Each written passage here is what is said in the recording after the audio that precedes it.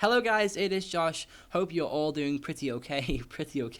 I don't know what the hell I'm talking about. But yeah guys, today we are going to discuss something that I haven't actually spoke about before, gave my opinion on, or gave my thoughts on, and that is the no time jump, no time gap, no time difference, no time between The Force Awakens and Episode 8. So basically guys, in case you didn't know, I don't see why you wouldn't know, but there's no time between The Force Awakens and Episode 8. This is something that people are speculating about and giving their opinions on, including myself.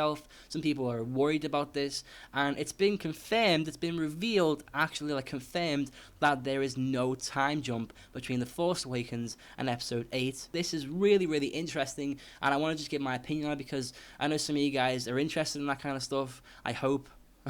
So first of all guys, why is this an important thing? Why is this a big deal? I'll tell you why. Because in every single Star Wars film, in case you didn't know, in every single Star Wars movie, there has been a huge time jump. It's always been, I think, at least several years. The biggest one was about a decade between The Phantom Menace and Attack of the Clones. That was when Anakin was like 9 and suddenly it was 19. That was a huge time jump, and it's, you know, in this one, it's the first movie.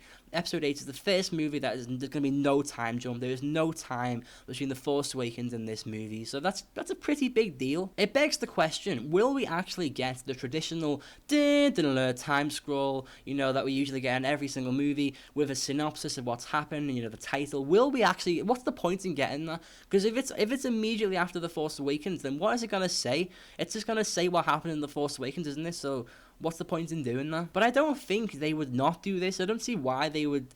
I mean, you can't really conjure up an excuse not. Like, you could do something with it. But, you know, what could it be? That's the question. So, yeah, that's the thing to think about. Is there going to be a title scroll? So that's a really big deal. Will they actually do this? Will they find a way to squeeze some kind of title scroll in? You know, we'll find out. But the second thing I want to talk about, the second big deal that this brings is we are actually going to see the Luke Skywalker and Rey first conversation, first interaction, first exchange, which is, as you guys might know, something that I really wanted, I needed to see. In The Force Awakens at the end, we were left with a literal cliffhanger where Rey and Luke finally met. I suppose you could call it them meeting for the first time, and literally nothing was said. It was all facial acting, which was great, but I really wanted at least one line of dialogue from Luke, and we did not get it. But fear not, in Episode 8, we will actually get this first kind of interaction. So we actually are going to get that. That is pretty much confirmed. You cannot argue with that. And if you want further evidence, they actually did film that scene again for the production announcement for Episode 8. It was the exact same scene, probably like a year later in filming time. And yeah, we're going to get that scene. It's going to be fucking awesome. That's what I want to see. But with this no time jump also comes like problems and negatives, and those problems, you might be like, what the hell, but those problems are, when you actually think about it, is pretty much all the other characters in this film.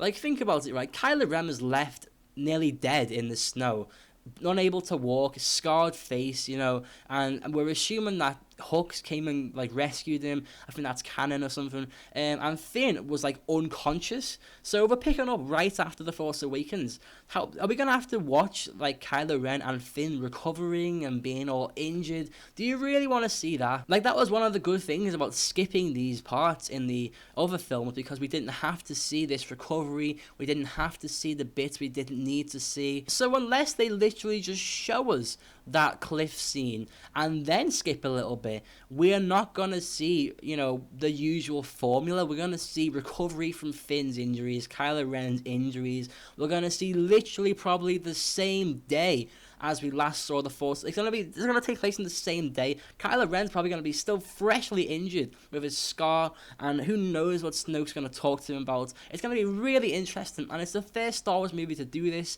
so it's gonna be skeptical. So there are a few little issues there. We're probably gonna have to see Kylo Ren being really injured and unable to walk. Same thing goes to Finn. Finn was like dead in The Force Awakens. He was just like lying there unconscious. We're gonna have to see him recovering. So unless they do some kind of unless they do Rey and Luke's first encounter for the start of the movie, and then do the title scroll, skip a few months, and then start the movie with the original Star Wars formula, I mean, we're gonna have to see what I'm telling you we're gonna see, which is Kylo Ren being injured, Finn being injured, and it's gonna hurt the movie, guys. It's gonna waste precious time with showing us Finn getting better, Kylo Ren getting better, Kylo Ren explaining to Snoke just exactly what happened in the Starkiller base. We're gonna have to see pretty much things we don't want to see, and it's precious because we only get one Star Wars movie per about 2 or 3 years. I mean, I know they're getting the spin-offs. Episode 8 isn't even out till next Christmas, and that's fucking ages away.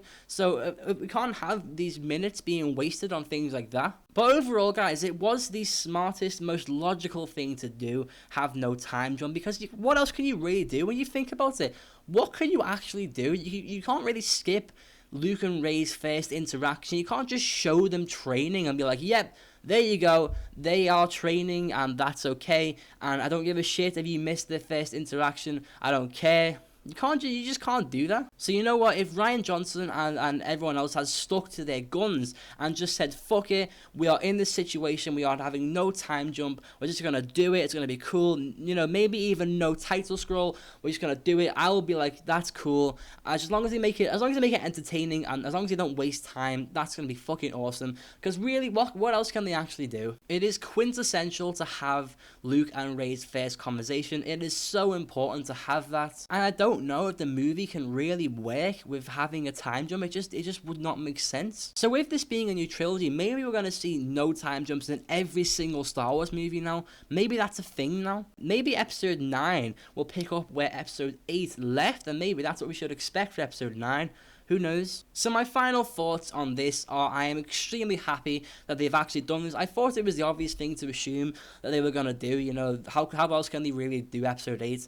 You know, they can't skip things, like I said. So yeah, I thought it was a really smart move to do this. I mean, I personally would have been furious if they would have skipped Luke and Rey's interaction and just, you know, fast forwarded it. I would have been pissed off. So I am really happy, but rest assured, I am extremely aware of what this also could mean. You know, they might waste time, it might spend time showing things we don't need to see because there's going to be no time jump. But yeah, guys, I'm really happy, but the question now is, are you happy? Let me know your thoughts and opinions on this in the comment section down below. Are you happy with this no time jump? Are you happy with the way Star Wars is changing and becoming new?